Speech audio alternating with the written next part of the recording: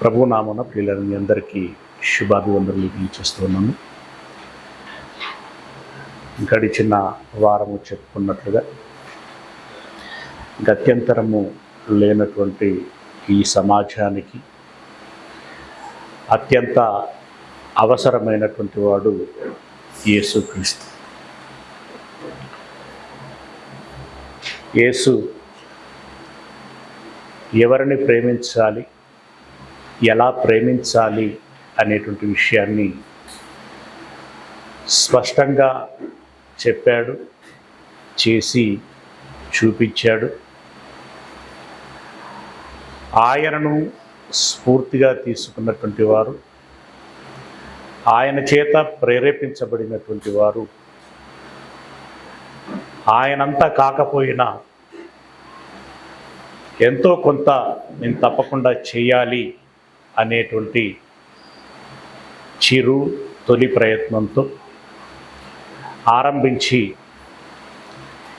ఎన్నో అడుగులు వేసి పరిపూర్ణతని సాధించడానికి ప్రయత్నించినటువంటి మహానుభావులు ఎంతోమంది ఉన్నారు. ఆ ప్రేమలో భాగంగానే వారు ఏర్పాటు చేసినటువంటి వైద్యశాలను గురించి, అనాథాశ్రమములను గురించి, కళాశాలలను గురించి, ఇంకా అనేక రకాలైనటువంటి స్త్రీలు ఎదుర్కొంటున్నటువంటి సమస్యలు, బడుగు బలహీన వర్గాల వారు ఎదుర్కొంటున్నటువంటి సమస్యలు, మతపరమైన కులపరమైన జాడ్యాలతో కూడుకున్నటువంటి సమస్యలని పరిష్కరించటానికి వాటితో నలిగి విసిగి వేసారిపోయినటువంటి వారిని ఆదరించి అభిమానించి ప్రోత్సహించినటువంటి వారిని ఎంతోమందిని మనము ఎరుగుదుము. ప్రియులరా, ఇక్కడ గత్యంతరము లేని అనేటువంటి మాట ఎందుకు వాడాల్సి వస్తుంది? బహుశా దానికి పరిపూర్ణమైనటువంటి జవాబు ఈరోజు కూడా రాకపోవచ్చు. కానీ ఎవరైనా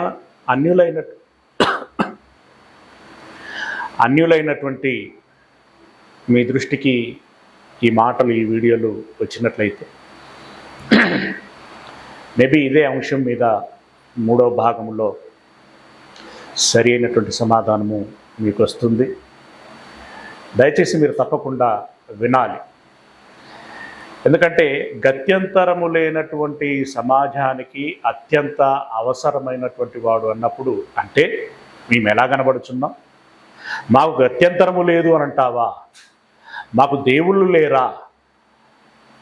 మమ్మల్ని ప్రేమించేవారు లేరా? ఆదరించేటువంటి వారు లేరా? మా పాపములను శుద్ధి చేసేటువంటి వారు లేరా? మమ్మల్ని పరలోకమునకు చేర్చేటువంటి వారు లేరా? ఏం మాట్లాడుచున్నావు అనేటువంటి ఒక ప్రశ్న రావటం అనేటువంటిది సహజం. దానిని నేను కూడా అర్థం చేసుకోగలను. ఎందుకంటే ప్రతి వ్యక్తికి, సమాజానికి ఆత్మాభిమానము అనేటువంటిది ఒకటి ఉంటుంది. దానిని నేను గౌరవిస్తాను. కానీ ఆత్మాభిమానము వేరు, సత్యము వేరు. అజ్ఞానము వేరు, విజ్ఞానము వేరు. ఈ సుస్పష్టమైనటువంటి విషయాన్ని మీ దృష్టికి తీసుకొచ్చేటువంటి ప్రయత్నం చేస్తాను. ప్రియులరా, మేము, మీరు, మరెవరైనా ఒప్పుకొని ఏకీభవించగలిగేటువంటి మాట ఏంటి అనంటే, దేవుడు మానవ కోటి అందరికీ ఒక్కడే అని. అవునా?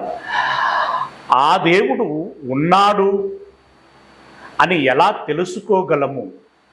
నిజంగా చెప్పాలి అనంటే, ఏదో పూర్వీకుల గురించి మనం మాట్లాడుకుంటూ ఉంటాం. ఉదాహరణకి క్రైస్తవులు ఏదో మోషే దేవుణ్ణి చూశాడు, అబ్రహాము దేవునితో చూశాడు, మాట్లాడాడు. ఇలా భక్తులు మొదటి శతాబ్దంలో ఉన్నటువంటి అపోస్తలుల వరకు వీరు దర్శనముల ద్వారానైతేనేమి, కళల ద్వారానైతేనేమి, రకరకాలైనటువంటి విధానములలో దేవునితో ప్రత్యక్ష అనుబంధము కలిగినటువంటి వారు, అనుభూతిని చెందినటువంటి వారు అని క్రైస్తవ్యం బోధిస్తున్నది. అలాగే హైందత్వములో ఋషులని, యోగులని, రకరకాలైనటువంటి వారు తగు సాధనాలతో, తగినటువంటి విధానాలతో దేవుణ్ణి సూక్ష్మంగా క్షేత్రస్థాయిలో దర్శించగలిగినటువంటి వారు ఉన్నారు అని చెప్పి హైందవులు చెబుతూ ఉంటారు. అలాగే ఇస్లాం సహోదరులు కూడా వారు వారిదైనటువంటి విధానాలలో, ఆ ప్రార్థనలలో, ఆ నమాజులలో, ఆ ధ్యానములో వారును దేవుణ్ణి మేము ఆకలింపు చేసుకోగలిగినాము, దేవుణ్ణి మేము ఎరగగలిగినాము అని చెప్పి వారును చెప్పటం అనేటువంటి జరుగుతుంది. ఇలా రకరకాలైనటువంటి ప్రజలు రకరకాలైనటువంటి విధానంలో ఆ దేవుడు, ఆ ఒక్కడై ఉన్నటువంటి దేవుడు మాకు తెలుసు అని అంటారు. కానీ ఇప్పుడు ఈ సమాజంలో క్రైస్తవ్యం గురించి మాట్లాడుతున్నాం. మేము దేవుణ్ణి చూశాము అంటే ఐ విజన్ తోటి, మేము దేవుణ్ణి ఎరిగాము, దేవుడు మాకు కలలో వచ్చాడు, దేవుడు మాకు దర్శనము ఇచ్చాడు, దేవుడు మాతో మాట్లాడాడు అనేటువంటి మాట, ఇది అపోహతో మాట్లాడుచున్నటువంటి మాట, అవగాహన రాహిత్యముతో మాట్లాడుచున్నటువంటి మాట, బింకములకు పోయి మాట్లాడుచున్నటువంటి మాట, తమను తాము గొప్ప చేసుకోవటానికి మాట్లాడుచున్నటువంటి మాట. వాస్తవానికి ఈ రోజుల్లో, అనగా యేసుక్రీస్తుల వారు అధిరోహించిన లేదా చివరి అపోస్తలులు వారి యొక్క జీవితము ముగించిన తదనంతరము అలా కలలు కానీ, దర్శనములు కానీ, మాట్లాడటం కానీ ఇలాంటివేమీ లేవు. ఆనాటి నుండి ఈనాటి వరకు అట్టి అవకాశమే లేదు. అంటే నేను కూడా చెప్పగలను, నాకెప్పుడు దేవుడు కలలో కనిపించలేదు, దేవుడు నాకెప్పుడు దర్శనము ఇవ్వలేదు. కానీ నేను చూడగలిగేటువంటి విధానం ఒకటి ఉంది, నేను ఎరగగలిగేటువంటి విధానం ఒకటి ఉంది. ఈవెందు ఇప్పుడు హైందవులలో కూడా ఎవరైనా దేవుడు నాకు ప్రత్యక్షమయ్యాడు, సాక్షాత్కారమయ్యాడు, దేవుని వలననే నేను ఈ బోధనలు చేస్తున్నాను, ఈ అద్భుతములు చేస్తున్నాను అని చెప్పుకునేటువంటి వారు ఉండొచ్చు, ఉంటారు. అది కూడా నిజం కాదని నేను చెప్పగలను. ఓకే, నేను చెప్పిన తర్వాత ఏకీభవించాలనేమి లేదు. వారి ఇష్టం, వారి నమ్మకం, వారి అభిప్రాయం వారిది. అలాగే ఇస్లాం వాళ్ళలో కూడా చూడలేరు, మాట్లాడలేరు, ఎవరును అలా చెయ్యలేరు. అది అసాధ్యం, అసంభవం. నిజము అని నిరూపిస్తే దానికోసం నేను కూడా ప్రయత్నం చేస్తా, నేను కూడా అది ఆస్వాదిస్తా, ఆనందిస్తా. అలాంటి మేలు చేసినటువంటి వారైతారు నా విషయంలో. నేను మీ సహోదరుణ్ణి అని మీరు భావిస్తే, సాటి మనిషిని అని భావిస్తే, భక్తుడిగా ఉండటానికి ప్రయత్నం చేస్తున్నటువంటి వాడు అని మీకు అనిపిస్తే నాకు ఆ అవకాశం ఇవ్వాల్సిందిగా మనవి చేస్తున్నాను. ప్రియులరా, మరి ఇప్పుడు దేవుణ్ణి ఎరిగేటువంటి అవకాశం లేదా? దేవుణ్ణి తెలుసుకునేటువంటి అవకాశం లేదా? దేవుణ్ణి చూడగలిగేటువంటి అవకాశం లేదా? దేవునితో మాట్లాడగలిగేటువంటి అవకాశం లేదా? ఇవేమీ లేకపోతే ఒక మనిషికి దేవుని పట్ల విశ్వాసం ఎలా కలుగుతుంది? ఆ భక్తి ఎలా పుట్టుకొస్తుంది? ఆ వినయము ఎలా వస్తుంది? ఆ దేవుని పట్ల ఆరాధన స్వభావము ఎలా పెరుగుతుంది అనేటువంటి ప్రశ్న వస్తుంది. రావాలి కూడా, వస్తుంది, ఏకీభవిస్తున్నాను. కానీ తెలుసుకోగలిగేటువంటి విధానము ఒకటి ఉంది. మొట్టమొదటగా తనకు తానుగానే నేనెలా మీకు తెలుస్తాను అనంటే చెప్పాడు. మీకు కూడా ఆలోచిస్తే అది అవగతమవుతుంది. ఏం చెప్పాడు అంటే, నరులు చేయలేనటువంటి, నరులు ఈరోజు దేని మీదనైతే ఆధారపడుతున్నారు, ఈ ప్రకృతి, ఈ విశ్వం, ఈ నేల మీద ఉన్నటువంటి సమస్తమును ఆస్వాదిస్తున్నావే, వాటిని నీవు చూడగలిగినట్లయితే ఇవి నాకు ఏ రకమైనటువంటి ప్రయోజనం చేస్తున్నాయి, ఇంత సామర్థ్యం వీటికి ఎలా వచ్చింది, అసలు వీటిని కలగజేసినటువంటి వారెవరు, వీటిని నాకు అనుగ్రహించినటువంటి వారెవరు అని నీవు ఆలోచించగలిగితే అక్కడే నేను నీకు కనబడుతాను. అఫ్కోర్స్ అక్కడ నేనేదైతే ఏ రకంగానైతే నీకు కనబడతానో అది నీవు దర్శనము అని అనుకుంటే ఇట్స్ ఓకే. నేను ఏ విధానంలోనైతే మాట్లాడుతానో, అంటే మాట్లాడినటువంటి అనుభూతి నీకు కలుగుతుందో, అప్పుడు దేవుడు నాతో మాట్లాడాడు అని అనుకుంటే ఇట్స్ ఓకే, చాలా సంతోషం. ఎస్, దేవుడు అనంటే అనంత శక్తిమంతుడు. అనంతము అన్నప్పుడు ఆలోచించి ఆలోచించి ఆలోచించి అర్థం చేసుకోవడానికి ప్రయత్నించి అలసిపోయి నీవు ఆగిపోవలసిందే తప్ప ఆయన శక్తి ఏంటో, సామర్థ్యం ఏంటో మనము అర్థం చేసుకోవటం అనేటువంటిది చాలా చాలా కష్టం. ఏంటది? ఇన్ఫినిటీని గురించి. కానీ ఎంతో కొంత మాత్రం అర్థం చేసుకోగలం. ఎంత అర్థం చేసుకోగలం? ఈ నేలను కలగజేసిన శక్తి ఎంత గొప్పదై ఉండాలి, దాన్ని తిప్పుచున్నటువంటి శక్తి ఎంత గొప్పదై ఉండాలి, దానిలో నుండి నిత్య సారాన్ని ఈ జీవ మానవ కోటి అంతటికి అందిస్తున్నటువంటి శక్తి ఎంతటిదై ఉండాలి అని అన్నప్పుడు దేవుని యొక్క శక్తి నీకు అర్థమవుతుంది.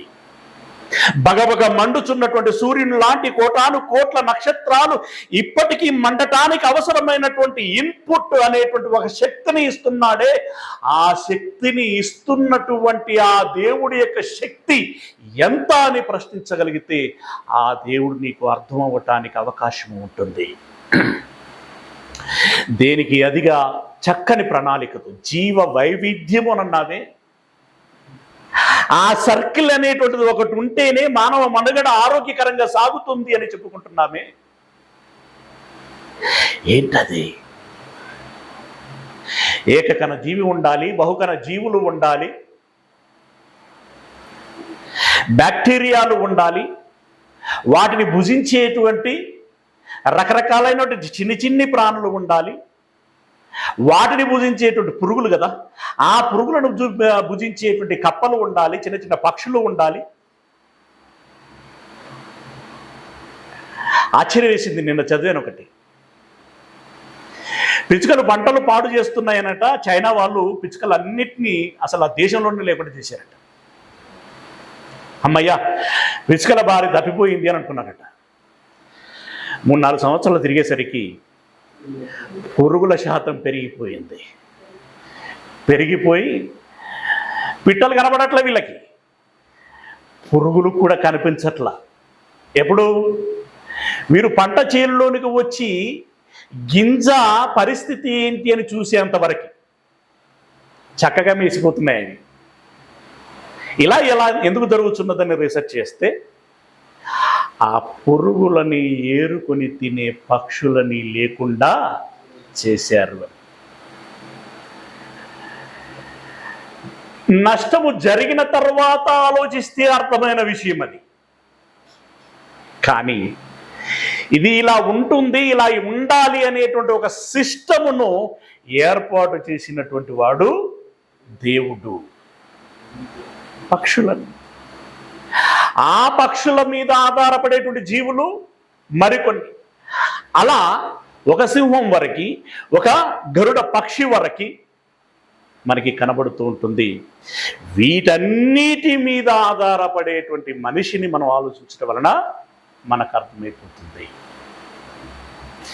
దీనిలో ఆయన జ్ఞానం ఎంత, ఆయన ప్రజ్ఞ ఎంత, ఆయన వివేకం ఎంత, ఆయన అంటే దివ్య దృష్టి అనటం అది ఆయనకు సహజమైనటువంటి ప్రక్రియ. దూరదృష్టి ఎంత, దూరదృష్టి ఎంత, ఆ నిత్య శక్తి. ఇక అఫ్కోర్స్ ఇక్కడ కూర్చున్నటువంటి వాళ్ళందరికీ తెలుసు, మీకు కూడా తెలుసు. కానీ మనకు ఉన్నటువంటి చిన్న ప్రాబ్లం ఏంటంటే తెలిసిన విషయమైనా మనం ఏమరపాటుతో ఉంటూ ఉంటాం. లోకంలో క్రూరత్వం ఉంది, అక్కడక్కడ మానవత్వం ఉంది, అన్నింటికి మిన్నగా దేవత్వం ఉంది. దేవత్వం అంటే అడగక మునుపే అవసరమైనటువంటి దానిని అంతటిని అందించేటువంటి తత్వం దేవత్వం. ఆ దేవత్వముతోటే ఒక వెలుగు వస్తున్నది, ఆ దేవత్వంతోటే ఒక గాలి వస్తున్నది, ఒక నీరు వస్తున్నది, ఒక ఆహారం వస్తున్నది, ఒక ఆరోగ్యం వస్తున్నది, ఒక బ్రతుకు వస్తున్నది. ఇంకా విడమరిచి చెప్పుకుంటే జీవిత కాలానికి సరిపడేటువంటి విషయాలు ఎన్నో మనం మాట్లాడుకోగలం. రైట్? అన్నిటినీ అనుగ్రహిస్తున్నటువంటి వాడు దేవుడు. ఈ కోణంలో నీవు ఆలోచించగలిగితే బిడ్డ నేను నీకు కనబడతాను రా అన్నాడు, నేను నీకు తెలుస్తాను రా అన్నాడు. అందుకే రోమపత్రిక 1వ అధ్యాయం 20వ వచనంలో చెప్పాడు. మా వాళ్ళందరికీ తెలిసి కన్నోళ్ళకి అది కేవలం నీ మాటల్లో చెప్పాలి అనుకుంటున్నాను. అతని గూర్చిన సంగతి తెలియాలని ముందే పెట్టాడట, ముందే రాయించాడట. దేవత్వమును ఆయన నిత్యశక్తియు సృజించబడినటువంటి వస్తువులను ఆలోచించుట వలన తేటపరచబడుచున్నది అని అన్నాడు. అయిపోయి నీ కంటికి కనబడుతున్నా, నీ చెవికి వినబడుతున్నటువంటి వాటినన్నిటినీ తెలుసుకునే ప్రయత్నం చేయి. చూస్తా ఉండు, ఆలోచిస్తా ఉండు, లోతుల్లోనికి వెళుతా ఉండు.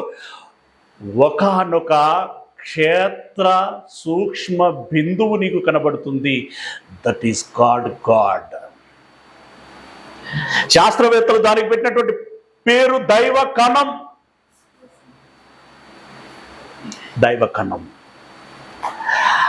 ఆ దేవుని నీవు అర్థం చేసుకోగలగాలి. అలాంటి దేవుని గురించి ఎరిగినటువంటి దేవదూతలు, మళ్ళీ ఇవెక్కడివి అనకండి,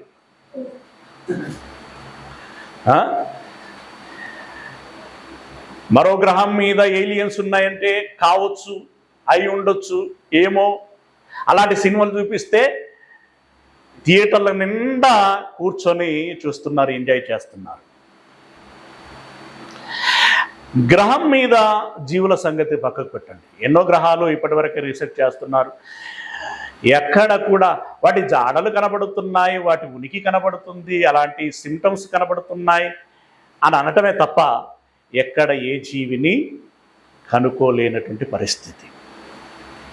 అయితే ఇక్కడ దేవదూతలు అనంటే ఏవో కావు, మనిషి మనుగడకు సపర్యలు చేస్తున్నటువంటి ప్రకృతి రూపములో ఉన్నటువంటి ప్రాణులు ఏవైతే ఉన్నాయో అవన్నీ కూడా దేవదూతలు. నేను ప్రతి దానిలో దేవుణ్ణి చూస్తాను అని అంటావు కదా, జస్ట్ మిస్. ప్రతి దానిలో దేవుణ్ణి చూడటం కాదు, ప్రతి దానిలో ముందు దేవదూతను చూడు. అవన్నీ నీకు దేవుణ్ణి చూపిస్తాయి. ప్రకృతి అంతా కూడా దేవుణ్ణి చూపిస్తాయి. ప్రకృతిలో దేవుడు కనబడటం కాదు, ప్రకృతి దేవుణ్ణి చూపిస్తాయి. అదే చిన్న మిస్టేక్ అన్నమాట. కొంచెం జాగ్రత్తగా ఆలకించండి. ప్రకృతి దేవుణ్ణి చూపిస్తుంది. ఆ ప్రకృతి దేవుణ్ణి ఎరుగుతుంది గనక సాక్షాత్తు దగ్గర ఉండి దేవుని మాటలు వింటాయి గనక, దేవుడి పనిని చెబుతుంటాయి గనక, దేవుని దినవారి చర్యను, దిన అంటే మన దినవలలో చెప్తున్నాను, అలా అంటే కొంచెం అర్థం అవుతుందని, దినవారి చర్యలను అవి చూస్తూ ఉంటాయి గనక దేవుడు అంటే ఏంటి, దేవుని వ్యక్తిత్వం అంటే ఏంటి, దేవుని గుణం అంటే ఏంటి, దేవుని శక్తి అంటే ఏంటి, సామర్థ్యం అంటే ఏంటి, మనసు అంటే ఏంటి, హృదయం అంటే ఏంటి, ప్రేమ అంటాడు, ఆ ప్రేమ ఎలాగుంది, ఏంటి అనేటువంటిది చెప్పటమేనా, చేయటం ఏమైనా ఉందా, ఈ లక్షణం ఏంది, విలక్షణం ఏంది, అన్నీ ప్రత్యక్షంగా దగ్గర ఉండి చూసేటువంటివి. అవి దూతలలో మహాదూతలు అనబడేటువంటి శరాపులు మీన్స్ మీరు ఎప్పుడైనా ఆలోచించారో లేదు, దాని అర్థం మహా దేవదూతలు మహా దేవదూతలు. ఆ మహాదేవదూతలు అంటే హయ్యర్ క్యాడర్ అన్నమాట. ఈ హయ్యర్ క్యాడరు దేవుని ప్రత్యక్షంగా చూసాయి కాబట్టి అవి ఏమంటున్నాయంటే, దేవుడు పరిశుద్ధుడు పరిశుద్ధుడు పరిశుద్ధుడు అని అంటూ దేవాలయం యొక్క ద్వారపు కడప గమ్మీలు అదిరేటట్లుగా ఉచ్చారణ చేస్తున్నాయి. ఎలా? నేను పరిశుద్ధిని అని చెప్పండి అని అంటే కాదు. దేవుడు నేను పరిశుద్ధిని అని లోకానికి చెప్పండి అని ఆయన ప్రచారం చేయించుకోలేదు.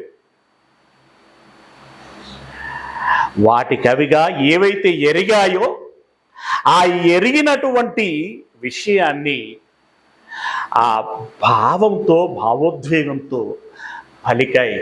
దేవుడు పరిశుద్ధుడు పరిశుద్ధుడు పరిశుద్ధుడు, దేవుడు పరిశుద్ధుడు అనేటువంటి పదములో పర్ఫెక్ట్ ప్యూరిఫికేషన్ మనకు కనబడుతూ ఉంటుంది.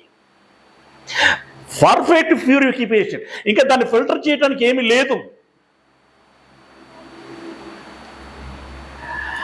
అంటే ఫిల్టర్ చేయడానికి ఏదైనా అంటుకుంటే కదా, అసలు ఆ ఛాన్సే లేదు.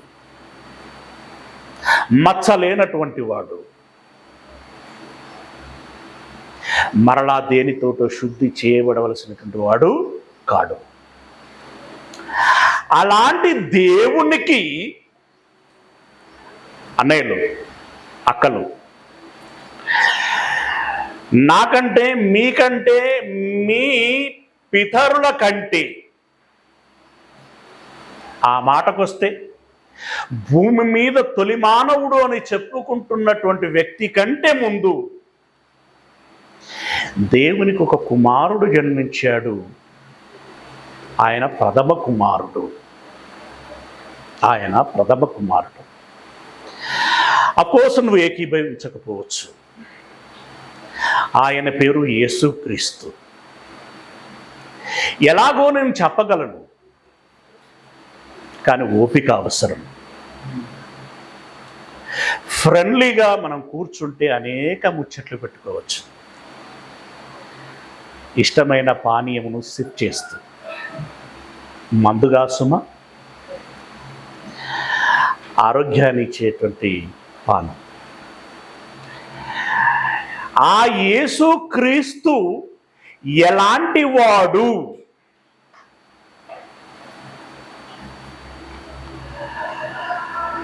కక్షగట్టి కసితో ఏదో ఆక్షేపణ చేయాలి గనక, ఏదో బురద జల్లాలి, మనుషుల దృష్టి అటు వెళ్ళకూడదంటే, మనుషులు ఆయన పట్ల నెగిటివ్ అభిప్రాయాన్ని పెంపొందించుకోవాలంటే, ఆయనకు దూరముగా ఉండాలంటే, ఊరికనే ఇలా రంగు చల్లుదామని చెప్పి చల్లుతే తప్ప,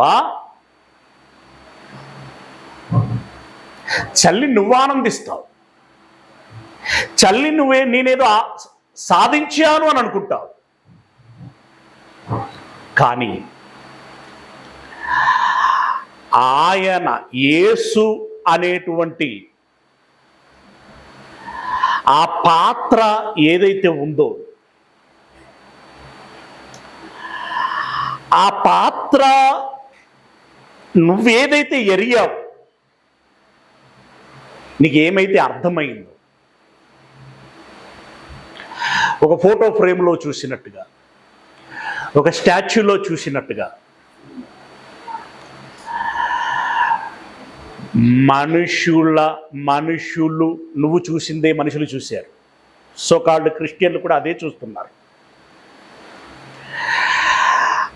ఏదైతే చూస్తున్నారో ఆ చూస్తున్నటువంటి మనోనేత్రముల మీద నీవు ఇలా బురద చల్లగలవేమో కానీ అర్థమవుతుందా అన్న? కెమెరా లెన్స్ మీద రంగు పూసామనుకో బొమ్మ ఎలా కనబడుతుంది? రంగురంగులుగానే కనబడుతుంది. అలా మనుషుల మనోనేత్రముల మీద నీవు బురద చల్లగలవు, రంగులు పోయగలవు. కానీ ఆ లెన్స్ వేటినైతే క్యాప్చర్ చేయాలో, ఆ వేటినంటే మీన్స్ ఏ వ్యక్తినైతే క్యాప్చర్ చేయాలో ఆ వ్యక్తి మీద నువ్వు పోయలేవు. It is impossible. రాసి పెట్టుకో. నీ నుండి కాదు, అది నీ నుండి కాదు. 2000 సంవత్సరాల నుండి ఈతడు ఈ తప్పు చేశాడని, ఈ పాపము చేశాడని చెప్పజాలలేకపోయినటువంటి సమాజానికంటే మనగాడనని తప్పుడు రాతలు రాసి కారు కూతలు కూసి క్రీస్తును ఒక దోషిగా ఈ లోకానికి చూపించేటువంటి ప్రయత్నం చేస్తున్నారు. తప్పది. తప్పు సోదరా, తప్పు సోదరి, అది తప్పు. తర్వాత నువ్వు బాధపడాల్సి వస్తుంది.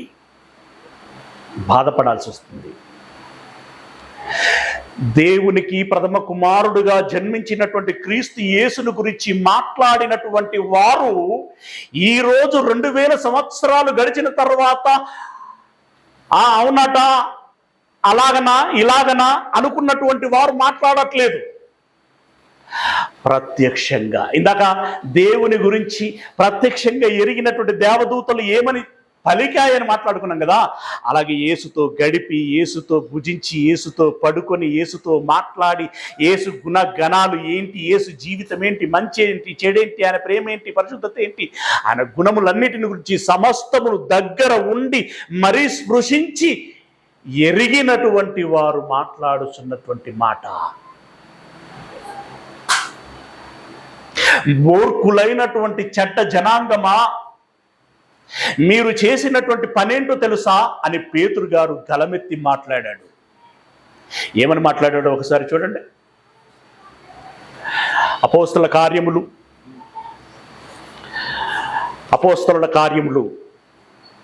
3వ అధ్యాయము 14వ వచనము.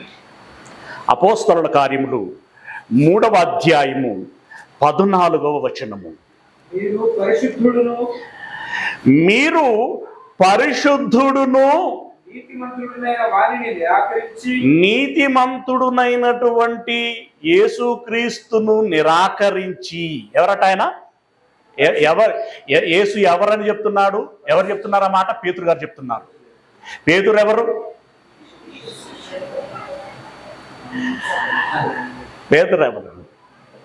ప్రియమైనటువంటి దేవులారా, ముఖ్య శిష్యుడు. యోహానేమో ఇష్టమైన శిష్యుడు, ప్రియమైన శిష్యుడు. పేతురు గారు ముఖ్యమైన శిష్యుడు. ఇష్టమైన శిష్యుడు వేరు, ముఖ్యమైన శిష్యుడు వేరండోయ్. నాకు నచ్చటం వేరు, ఆ వ్యక్తికి ఉండే క్యాపబిలిటీ వేరు. రైట్? ఆ ముఖ్యమైనటువంటి మీకు తెలుసు కదండి, అపోస్తలులకు నాయకుడు ఆయన, బృందానికి నాయకుడు. ఆ పెద్ద ఆయన ఏమంటున్నాడు అంటే, వీళ్ళందరూ వెంటనే ఉన్నారు, వీళ్ళందరూ కలిసే అప్పుడు ఈ బోధ చేస్తున్నారు. వాళ్ళందరూ కలిసి బోధ చేస్తున్నప్పుడు వారికి నాయకుడిగా పేతురు మాట్లాడుచున్నారంటే దాని అంతటిని వీళ్ళు ఏకీభవించారు అని దాని అర్థం.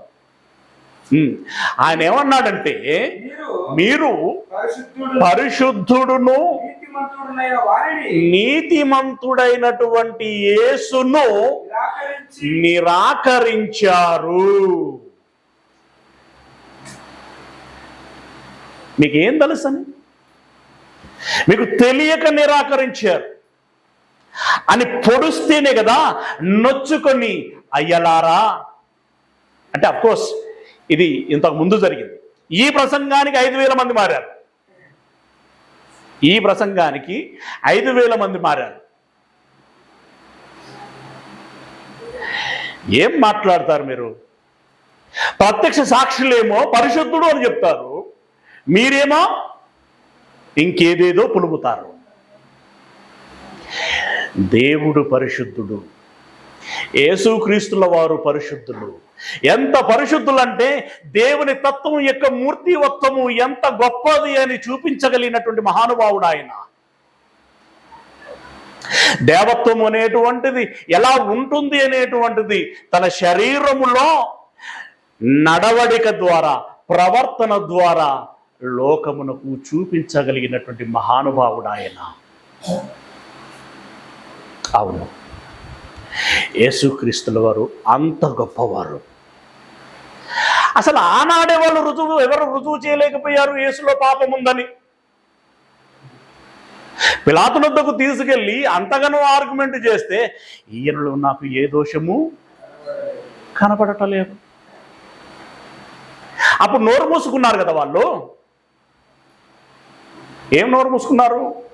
ఏ పాపి అని నిరూపించేటువంటి విషయంలో నోరు మూసుకున్నారు. నిరూపించలేకపోయారు. కానీ నిరూపించకుండా మొండివాదన ఒకటి చేశారు. సరే, వాడు ఎలాంటి వాడైనా మాకు అనవసరం, వాడిని చంపుమని మేమందరం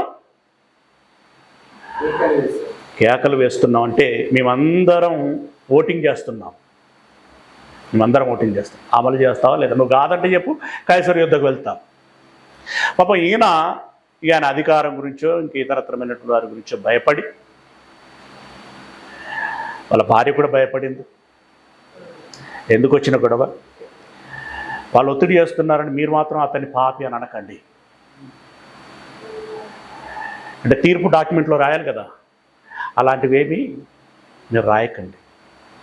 అందుకే ఆయన ఏం చేశాడు? ఈయన విషయంలో నేను నిర్దోషిని అని తెలియపరచులాగున నీళ్లు పోసి చేతులు కడుక్కున్నాడట. అప్పుడు వాళ్ళు ఏమన్నారు తెలుసా? ఆయన రక్తం మా మీద ఉండును గాక.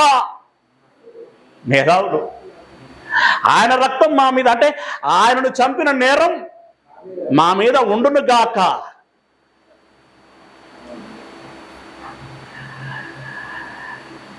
నేరము లేదు అని అధిపతులు చెప్తున్నారు.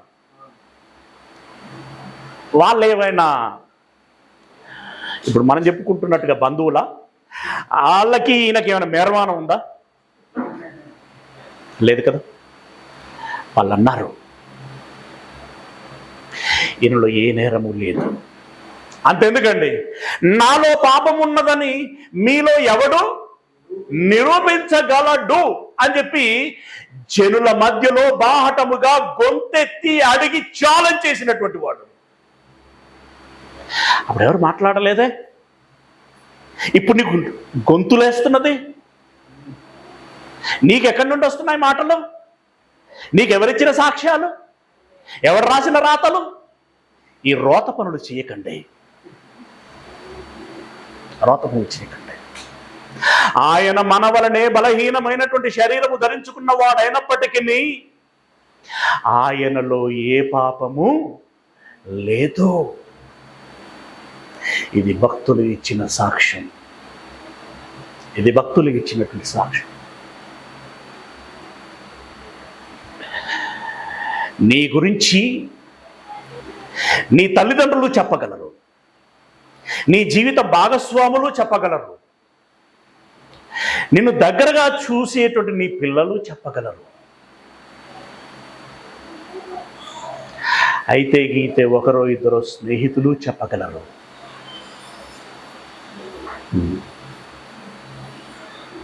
ఇలా అడుగుచున్నావే, నీ గురించి ఎన్ని చెప్పించమంటావు? కానీ యేసుక్రీస్తుని గురించి వాళ్ళ అమ్మా నాన్నలు అన్నారా? అన్నదమ్ములు అన్నారా? వెంబడించిన శిష్యులు అన్నారా? ఆయన ఉంటున్నటువంటి దేశమును పాలిస్తున్నటువంటి రోమీయులు అన్నారా? ఎవరన్నారు? ఎక్కడుంది సాక్ష్యం? ఎక్కడుంది రుజువు? ఏ కోర్టులో తీర్పు తీరుస్తావు? పిటిషన్ అయి వాక్ స్వాతంత్రం ఉన్నది కదా అని చెప్పేసి ఇష్టం వచ్చినట్లుగా మాట్లాడితే బాగుండదు సహోదరా. అఫ్కోర్స్ క్రైస్తవులు బోధకులు కూడా మాట్లాడుతున్నారు, అదేను నేను ఏకీభవించను. తప్పు తప్పే, ఒప్పు ఒప్పే. యేసుక్రీస్తు పరిశుద్ధుడు. అలాంటి పరిశుద్ధుడిని అర్థం చేసుకుని, అలాంటి పరిశుద్ధునితో ఏకీభవించి, అలాంటి పరిశుద్ధిని గీటురాయిగా చేసుకొని, అలాంటి పరిశుద్ధుని వల్లే మారాలి అని చెప్పి ఆ యేసుక్రీస్తును సిలువ మరణానికి దేవుడు అప్పగించాడు. ఆ దృశ్యమును ఆనాటి ప్రజలు బాహ్య నేత్రములతో చూసి,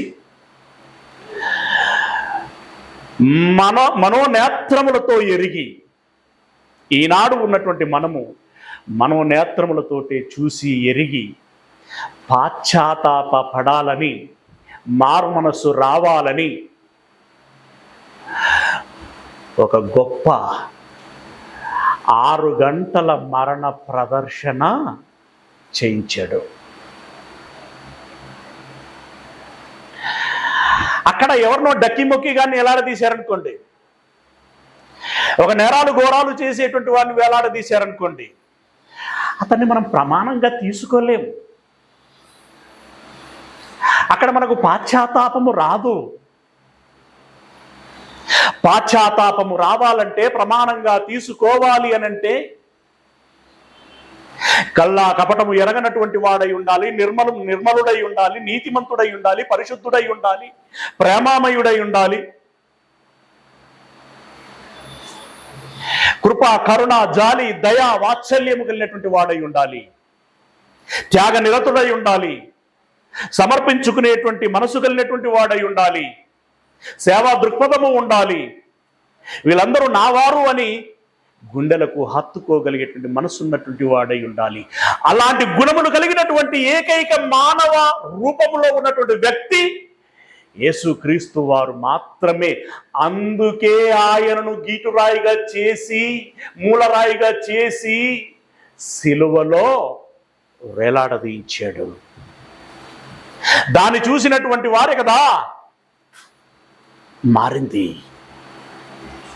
దాన్ని చూసినటువంటి వారే కదా అసలు సిసలైనటువంటి క్రైస్తవులు, భక్తులు.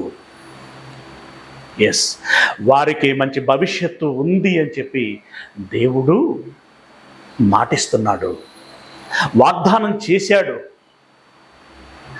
ఆలోచించండి ప్రియతమా. అప్పటికి యూదులైనటువంటి వారికి పాప ప్రక్షాళన చేయటానికి ఒక నియమము పెట్టాడు దేవుడు. అవునన్నా కాదన్నా, ఒక ప్రాణి రక్తము చూడగానే మనిషిలో ఒక ఆలోచన కలుగుతుంది. అది ఎలాంటిది, ఏ మేరకి అనేటువంటిది వారి వారి స్వభావాలను బట్టి ఉంటుంది.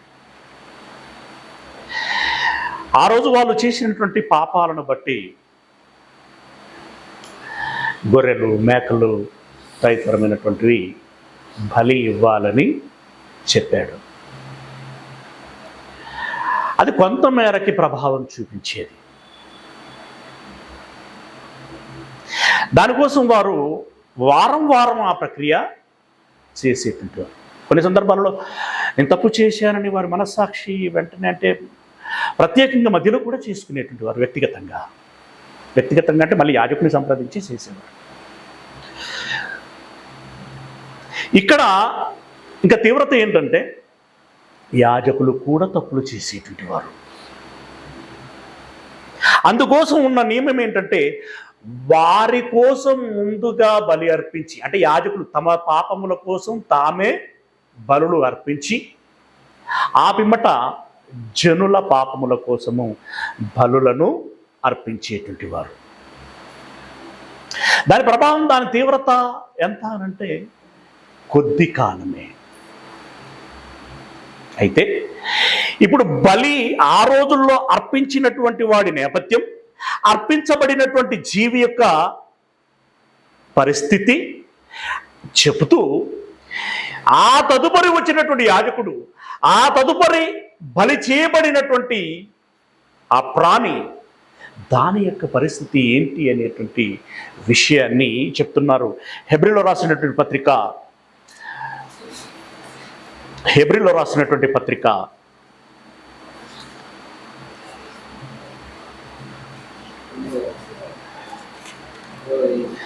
7వ అధ్యాయము 26వ వచనం నుండి, 7వ అధ్యాయం 26వ వచనం, పవిత్రుడును నిర్దోషియు నిష్కల్మషుడు. చూడండి చూడండి చూడండి, ఎంచండి పదాలు, ఎంచండి. జిర్ర పురుగును కోసి దీని అవయవాలు ఏంటి అని చెప్పి దాని స్ట్రక్చర్ గురించి తెలుసుకోవడమే కాదు, కప్పను కోసి దాని గుండె ఎట్లున్నది, దాని పొట్ట ఎట్లున్నది, పేగులు ఎట్లున్నాయి, దాని ఫంక్షనింగ్ ఎట్లుంది అని దాన్ని చూడటమే కాదు, నీకు చేతనైతే పోస్ట్ మార్టం చేయి యేసుక్రీస్తు వ్యక్తిత్వం గురించి నీకు తెలుస్తుంది. పవిత్రుడును నిర్దోషియు నిష్కల్మషుడును పాపులలో చేరక ప్రత్యేకముగా ఉన్నటువంటి వాడు. పవిత్రుడు, నిర్దోషి, నిష్కల్మషుడు, ఇవన్నీ మళ్ళీ నేను విడమర్చాలి అని అనుకోవట్లా. అంత అక్షర జ్ఞానం లేనటువంటి వారు నేను అనుకోవట్లేదు. ఓకే, పాపులలో చేరక, that is a different variety character. పాపులలో చేరక ప్రత్యేకముగా ఉన్నవాడును. ఇది చాలా కష్టం అండి. ప్రత్యేకముగా ఉన్నవాడును. ఏమండి, నీవేదో భక్తి భావోద్వేగంతో నా మతానికి, నా సంస్కృతికి, నా సాంప్రదాయానికి నేనేదో చేసి పెట్టాలి అనేటువంటి ఉద్దేశంతో నిజంగా నేను భక్తుడను అని అనుకుని నీవు చేస్తున్నావే, నీ వ్యక్తిత్వానికి, యేసయ్య వ్యక్తిత్వానికి, ఆకాశానికి నేల అంతర్భాగానికి ఉన్నంత తేడా. అంత తేడా ఉంది. పాపులలో చేరక ప్రత్యేకముగా ఉన్నవాడును, ఆకాశ మండలము కంటే మిక్కిలి హెచ్చైన వాడునైనా ఇట్టి ప్రధాన యాజకుడు మనకు సరిపోయిన వాడు. పర్ఫెక్ట్ పూజారి,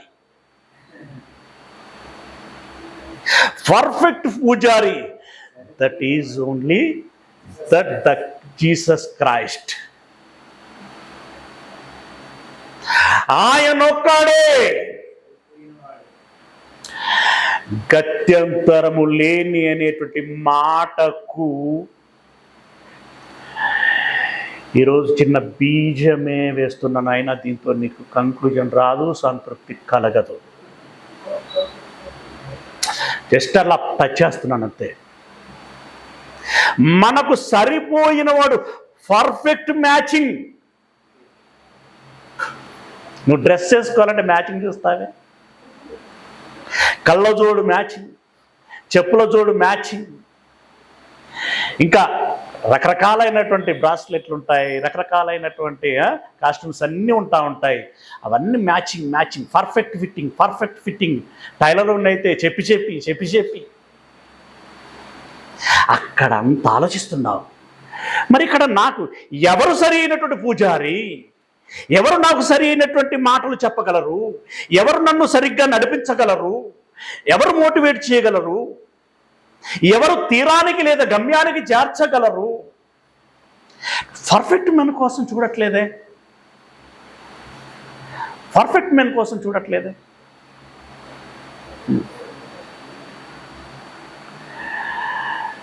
చెప్పండి,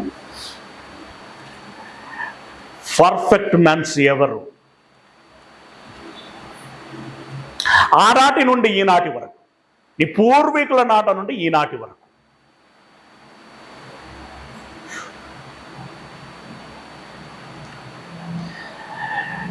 పిల్లలను పెంచేటువంటి తల్లిదండ్రులు, పాఠాలు చెప్పేటువంటి గురువులు, ఇంకా రకరకాలైనటువంటి పెద్దలు వారి యొక్క మానసిక స్థితులను బట్టి వీళ్ళకి నేర్పిస్తూ ఉంటారు. దాని యొక్క ప్రభావం పెరుగుచున్నటువంటి వారి మీద పడుతుంది. కానీ ఇక్కడ యేసుక్రీస్తు యొక్క వ్యక్తిత్వాన్ని చెప్పి అతడు మనకు సరిపోయేటువంటి పూజారి అని అంటున్నాడు, యాజకుడు అంటున్నాడు. యాజకుడు ఇన్ ద సెన్స్ పూజారి.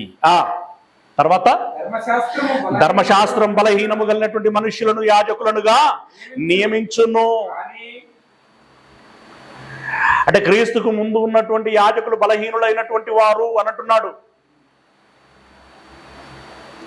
బలహీనుల అలాంటి వారిని ఎందుకు పెట్టాడు దేవుడు? మరి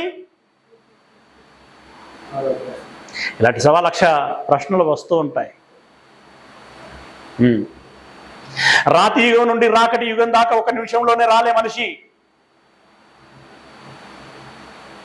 సమయం పట్టలా? పరివర్తన తీసుకురావటానికి సమయం పడుతుంది,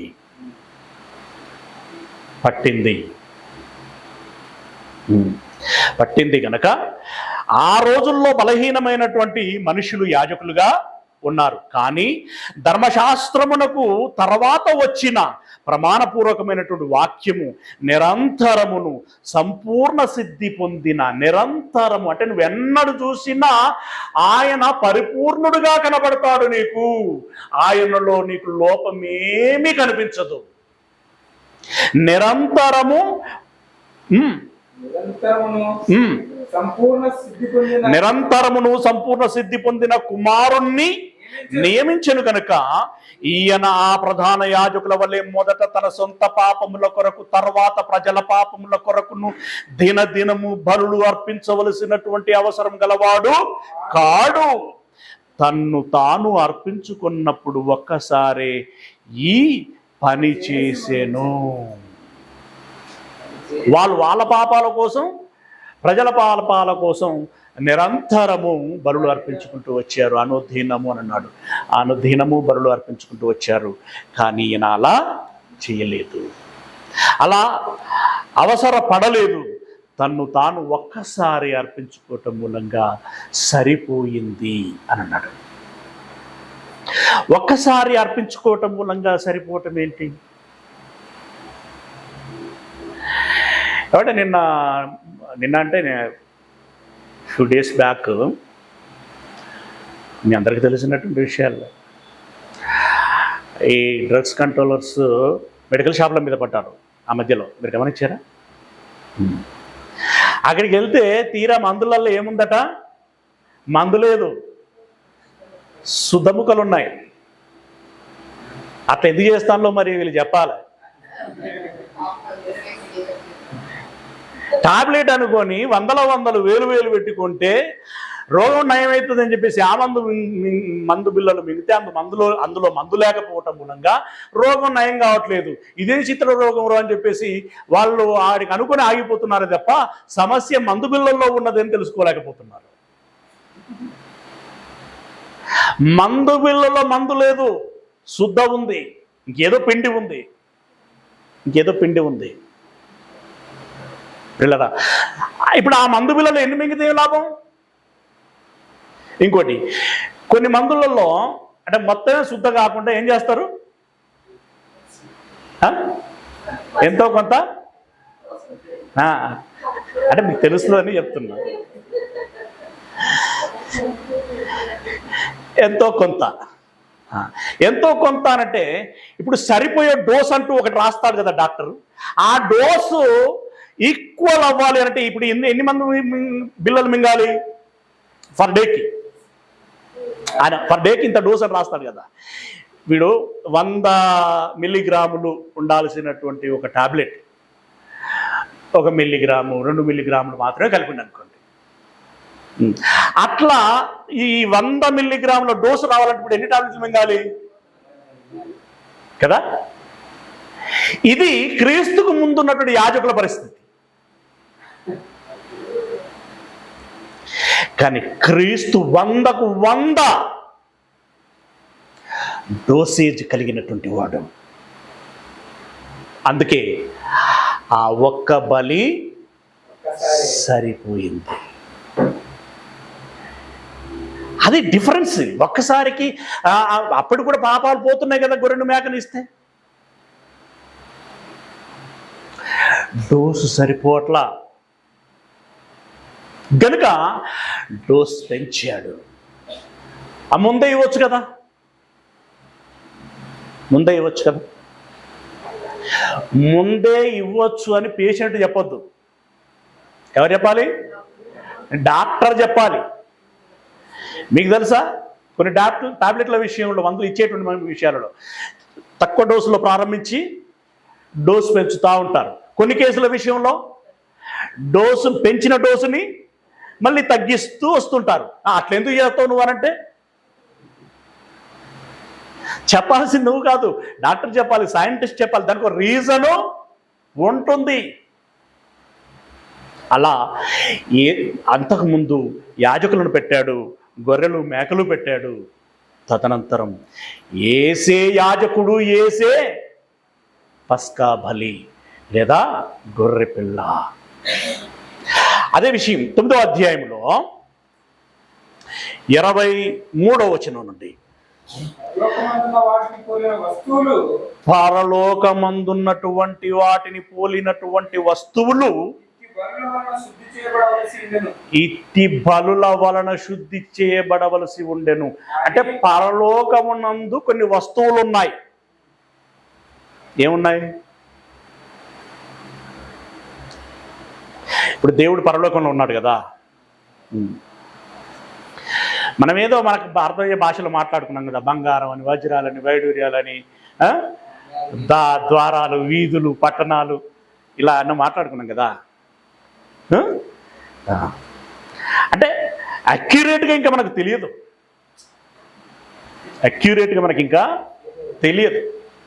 కానీ సంథింగ్ ఇస్ దే, ఏదో ఒకటి ఉంది. వాటిని పోలిన అంటే ఛాయలుగా భూమి మీద దేవుడు చాలా ఏర్పాటు చేశాడు. ఉదాహరణకి ఒక గుడారం వేయించాడు, అందులో మందసం పెట్టించాడు, అందులో ధర్మశాస్త్రాన్ని పెట్టించాడు. ఈ మందిరములో పవిత్ర స్థలం, ఇంకొక అడిగేస్తే సుమా అతి పరిశుద్ధ స్థలం. అందులో మనుషుడెవడు కూడా పాదము మోపకూడదు. ఎందుకంటే నేను పరిశుద్ధుణ్ణి, పాపి అయినటువంటి వాడెవడు కూడా అందులో పాదం మోపకూడదు. మీకు తెలుసా, పాపపు హృదయముతో యాజకుడైనా సరే అతి పరిశుద్ధ స్థలంలో పాదం పెడితే ప్రాణాలు పోవలసిందే. ముట్టుకోకూడనటువంటి వ్యక్తి మందసమును ముట్టుకుంటే ఏమైంది?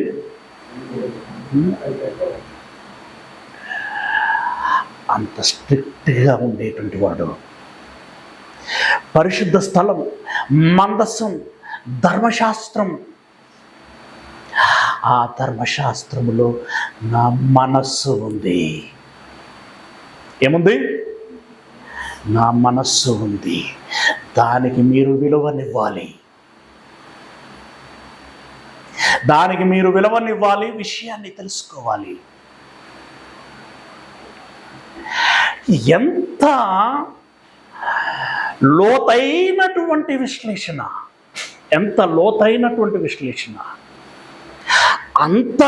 అంత క్షుణ్ణంగా ఆయన రాసి మనకు అర్థం చేయించేటువంటి ప్రయత్నం చేస్తుంటే ఈ అర్ధజ్ఞానుడు మాట్లాడుతున్నటువంటి మాట ఎలాంటిదేనంటే, అప్పుడెప్పుడో యేసుక్రీస్తు మరణించాడట, సిలువలో రక్తం ప్రోక్షించాడట, ఆ రక్తం అట ఇప్పుడు మన పాపములను కడుగుతుందట. ఎక్కడైనా ఉందా అండి చోద్యం? ఇప్పుడు మరణించేటువంటి వారి కోసం అప్పుడు ఆయన రక్తం కార్చి దాచిపెట్టడం ఏంటండి? ఆయన అప్పుడు రక్తం కార్చడం ఏంటండి? అంటే ముందే వాళ్ళు పాపాలు చేస్తారు, ఆ పాపాలు ప్రక్షాళన అవ్వాలంటే నా రక్తం కావాలని ముందే ప్రోక్షించాడట అని ఎకసక్కాలతో మాట్లాడుతూ ఉన్నారు. ఈరోజు బ్లడ్ బ్యాంకుల్లో రక్తం ఎందుకు దాచిపెడుతున్నారో, ఎవడికో యాక్సిడెంట్ అవుతుంది, ఎవడికో రక్తహీనత వస్తుంది, ఎవడికో సర్జరీ జరుగుతుంది, ఎవడికో రక్తం అవసరం ఉంటుంది అని ముందు ఎరిగితేనేనా? ఎరగకనా? ముందు ఎరిగి ఆ వ్యక్తుల కోసం రక్తాన్ని దాచిపెడుతున్నారు.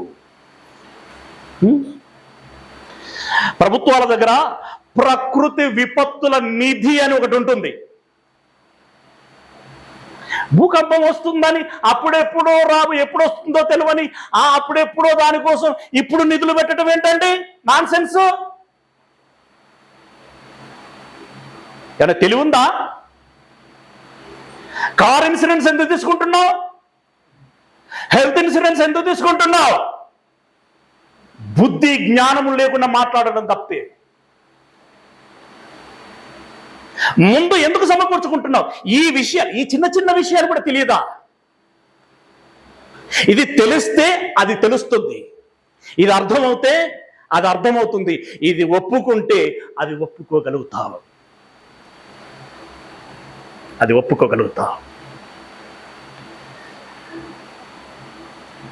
పరిగెడుతూ బైబిల్ చదవకూడదు. తప్పు పట్టడానికి బైబిల్ చదవకూడదు. వికటిస్తుంది, అది వికటిస్తుంది. నిన్ను నీవు గొప్ప చేసుకోవటానికి బైబిల్ చదవకూడదు. ఈర్ష్యతో చదవకూడదు, ద్వేషంతో చదవకూడదు. దేవుని వాక్యం చాలా సెన్సిటివ్, దాని ఇంపాక్ట్ అనేటువంటిది చాలా తీవ్రంగా ఉంటుంది. రెండంచులు గల వాడిగల ఖడ్గం కోసేస్తుంది. అది హృదయాన్నైనా ఎముకనైనా, హృదయాంతరంగమును వెళ్ళి చూసి సర్జరీ చేసేస్తుంది అక్కడ. గనక బైబిల్తో, యేసయ్యతో, దేవునితో ఎకసక్కాలొద్దు, పరాచకాలు వద్దు. జాగ్రత్త. ఇది ప్రేమతో చెబుతున్నటువంటి మాట. మరి అంత కేకలు ఎందుకు అనుకుంటారేమో? ఆవేదన, ఆక్రోశం. ఇష్టం వచ్చినట్టుగా అడ్డదిడ్డంగా మాట్లాడితే నిన్ను కత్తితో పొడవలేరు కదా, ఆ మనసు లేదు కదా. అలాంటిది నేర్పించలేదు దేవుడు, అది వద్దన్నాడు. యేసయ్య అదే చూపించాడు, కుడి చెంప ఎడమ చెంప. యేసయ్య అందుకే అర్పించుకున్నాడు కొరడ దెబ్బలకి, ముళ్ళ కిరీటానికి, బల్లెపు పోటుకి, మేకులకి. ఆ మేకుల విషయం కూడా అర్థం కాదు. పొడుగు చెక్క, అడ్డ చెక్క అంటావు, 3 శీలలు అంటావు, వేలాడుతున్న శవం అంటావు. నీకేమైనా అర్థం అవుతే కదా. మట్టి శరీరం, కుళ్ళిపోయేటువంటి శరీరం, దరిద్రమైనటువంటి శరీరం ఎందుకుంటున్నావు అందులో?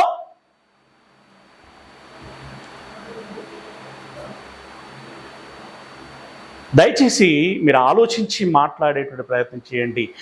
సమాజం మీద మీ మాటల ప్రభావం ఉంటుంది. ఎందుకంటే సమాజము అమాయకమైనటువంటి సమాజము. ఎవరెక్కువ ఏది మాట్లాడితే, ఏది ఎక్కువ ట్రెండ్లో ఉంటే, ఎవరెక్కువ అది పాటిస్తూ ఉంటే గుడ్డిగా గొర్రెల వల్లే వెళ్ళేటువంటి జనాంగం ఇది.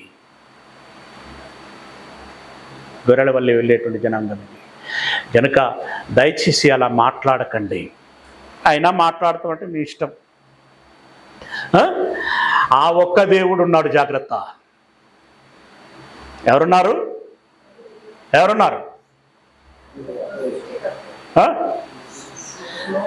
దేవుడొక్కడే, ఇస్లాం వాళ్ళు అంటున్నారు. దేవుడొక్కడే, హైందవులు అంటున్నారు. దేవుడొక్కడే, క్రైస్తవులు అంటున్నారు. మిగిలిన కొంతమంది అంటున్నారు ఆ ఒక్కడు ఉన్నాడు జాగ్రత్త అంటున్నాను నేను. తర్వాత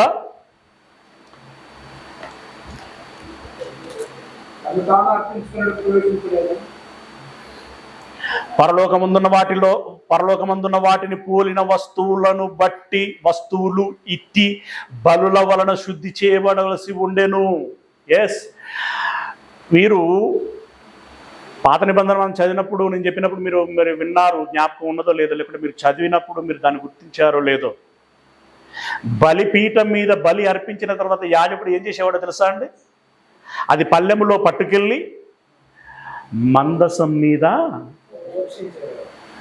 ప్రోక్షించేవాడు, చిలకరించేవాడు. అసలు ఇప్పుడు ఈ వాక్యం అంటే నా మనస్సు అని చెప్పినటువంటి ఈయన అసలు వాస్తవానికి ఆయన ఎక్కడున్నాడు? పరలోకంలో ఉన్నాడు. ఈ వాక్యం చూపించి ఏమంటున్నాడు? నా మనస్సు అంటున్నాడు. ఈ మనస్సు దేనికి సాదృశ్యం? పరలోకమందున్న దేవుని మనస్సునకు సాదృశ్యం. మందసం, పరిశుద్ధ స్థలం, దేనికి సాదృశ్యం? పరిశుద్ధుడు ఉన్న స్థలమునకు, పరలోకమునకు సాదృశ్యం అది. అయితే ఆ సాదృశ్యమైన వస్తువులు కూడా ఇక్కడ ఆ గొర్రె మేకల రక్తం చేత శుద్ధి చేయబడవలసి ఉండే అని అంటున్నాడు. అదే అంటున్నాడు, జాగ్రత్తగా గమనించండి. త్వరగా ఎదురొస్తుందా? కొంచెం జాగ్రత్త. అందువలన నిజమైన పరిశుద్ధ స్థలమును పోలి హస్తకృతమైనటువంటి పరిశుద్ధ స్థలములలో క్రీస్తు ప్రవేశింపలేదు. ప్రధాన యాజకుళ్ళు, ఆ రోజు యాజకుళ్ళు వెళ్ళినట్టుగా గుడారాలలోనికో, సొలొమోను కట్టినటువంటి దేవాలయాలలోనికో యేసుక్రీస్తుల వారు వెళ్ళలేదు. ఎందుకంటే అది జస్ట్ ఓన్లీ షాంపిల్. అంత పర్ఫెక్ట్. ఆ షాంపిల్ అనేటువంటి పదం కూడా పర్ఫెక్ట్ కాదు. టెంపరీ అంటే టెంపరీ కూడా కాదు. షాంపిల్ వెళ్ళినప్పుడు టెంపరీ ఎక్కడ? అలా అనుకోవటం, భావించటం. రైట్? ఇప్పుడు అసలు సిసలైనటువంటి యాజకుడు అసలు సిసలైనటువంటి రక్తాన్ని పట్టుకొని ఆయన ఎక్కడికి వెళ్ళాడటానంటే అసలు సిసలైనటువంటి పరిశుద్ధ స్థలములోనికి, దేవాలయంలోనికి వెళ్ళాడు. యేసయ్య మరణించిన 40 రోజులకి ఆ రక్తాన్ని పట్టుకొని దేవుని దగ్గరికి వెళ్ళాడు ఆయన. అది చెప్పాడు ఇక్కడ. ఎక్కడ ప్రవేశించాడట? మళ్ళీ చదువు. నిజమైనటువంటి పరిశుద్ధ స్థలమును పోలి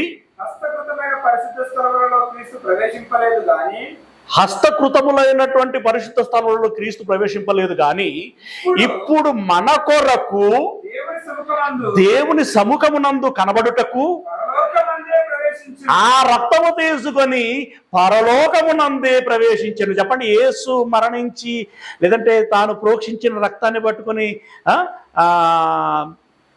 అప్పటికి సొలొమోను కట్టింది లేదనుకోండి, ఎవరు జెరుబ్బాబెలు కట్టింది ఉంది కదా, అందులోనికి ఏమైనా వెళ్ళాడా?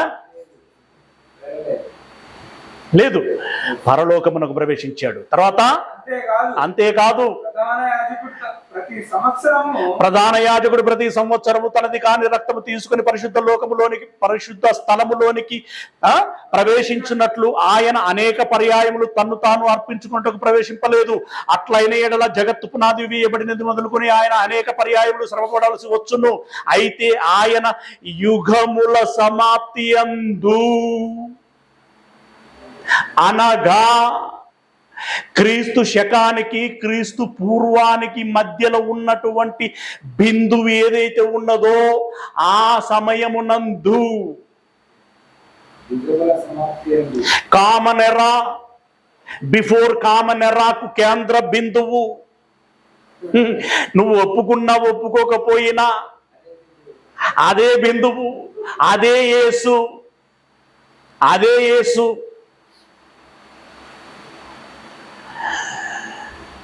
What is fact, what is history, what is manipulate.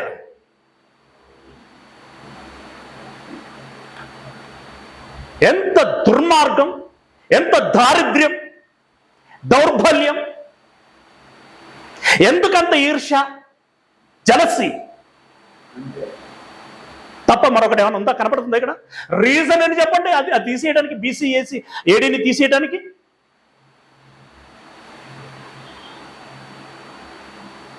ఒక రీజన్ చెప్పు.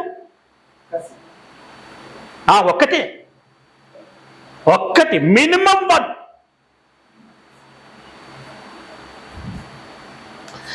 ఏమన్నాడు లాస్ట్ మాట? ఎక్కడ ఆగాను? అనేక పర్యాయములు తను తాను అర్పించుకున్నటకు ప్రవేశింపలేదు.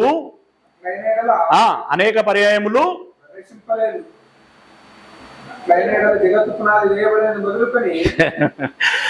అట్లైన ఎడల జగత్తు పునాది వేయబడినది మొదలుకొని అనేక పర్యాయములు శ్రమ పడవలసి వచ్చును. అయితే అది ఆ యుగముల సమాప్తి యందు అనేటువంటి విషయాన్ని మాట్లాడుతున్నాం మనం ఇప్పుడు. ఓకే, యుగముల సమాప్తి యందు అంటే ఎప్పుడు? ఇందాక మాట్లాడుకున్నామే, ఒక కేంద్ర బిందువు. అప్పుడు తన్ను తానే బలిగా అర్పించుకునుట వలన పాప నివారణ చేయుటకై ఒక్కసారి ప్రత్యక్షపరచబడెను. సోకాల్డ్ కామెంట్ చేస్తున్నటువంటి భారతదేశ పౌరులారా, ప్రపంచ పౌరులు అని కూడా చెప్పొచ్చు, కానీ వాళ్ళకు తెలుగు రాదు కాబట్టి చెప్పట్లా. మీరందరూ గమనించాల్సినటువంటి విషయము, ఒక్కసారే ప్రత్యక్షపరచబడను. తన్ను తానే బలిగా అర్పించుకున్నట వలన పాప నివారణ చేయుటకై ఒక్కసారే ప్రత్యక్షపరచబడెను. ఈ విషయాన్ని మీరు అర్థం చేసుకునేటువంటి ప్రయత్నం చేయాలి. ఒకసారి అర్థం కాకపోతే రెండోసారి ప్రయత్నించు, మూడోసారి ప్రయత్నించు. ధ్యానంలో కూర్చు, మౌనముగా ఆలోచించు, ఏకాంతములో ఆలోచించు, నీకు అర్థమవుతుంది. నీ మనస్సాక్షి చెబుతుంది. కానీ ఎన్ని రోజులు మాట్లాడినటువంటి దానిని దృష్టిలో పెట్టుకోను, నీ చుట్టూ ఉన్నటువంటి జనాంగాలను దృష్టిలో పెట్టుకునో, నీ మనస్సాక్షిని చంపుకొని నీ నోటితో మాట్లాడుతూ ఉంటావు. అప్పుడు ఆ మాటలు చాలా చప్పగా,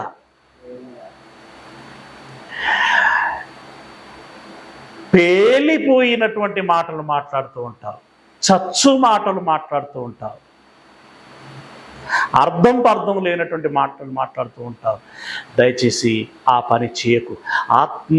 అంటే మనస్సాక్షిని కానీ ఆత్మాభిమానాన్ని కానీ చంపుకోకు సోదరా, చంపుకోకు సోదరి. ఎవరి కోసమో నువ్వు నీ భవిష్యత్తును పాడు చేసుకోకు.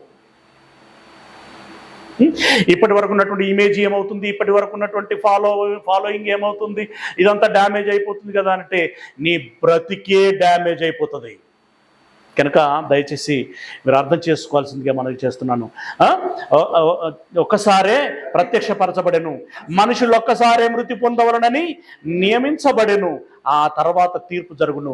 అలాగుననే క్రీస్తు కూడా అనేకుల పాపములను భరించుటకు ఒక్కసారి అర్పింపబడి తన కొరకు కనిపెట్టుకొని ఉండు వారి రక్షణ నిమిత్తము పాపము లేకుండా రెండవసారి రాబోతున్నాడు. దయచేసి వేచి చూడండి. మిగిలిన విషయాన్ని వచ్చే వారం మాట్లాడుకుందాం.